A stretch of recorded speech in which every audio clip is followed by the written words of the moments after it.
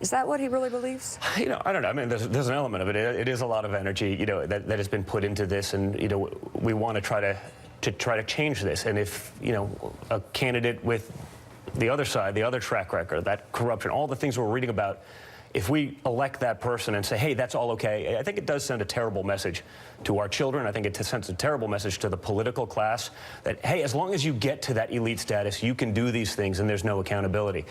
And that's so much of what this election has been about. It's been about that accountability.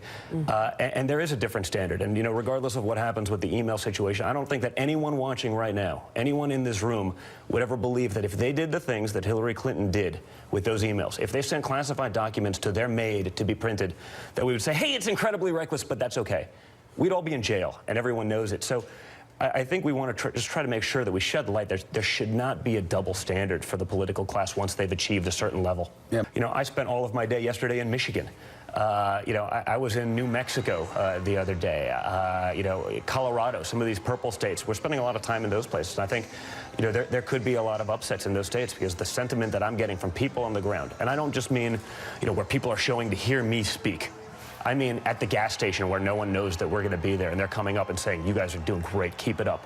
I'm seeing that from African Americans. I'm seeing that from the Hispanic community. I'm seeing that from women, young and old. Really? I mean, because you're 100%. Just honestly, 100%. Only 1% among African Americans. We're going to do better than that. I promise you that. It's just that's the narrative that's out there, but that's precisely it. And by the way, some of those people will come up to me and say, "You guys are doing a really good job," sort of in a whisper. There are the people that are loud and vocal, but there are the people that have been put in this box saying that, well,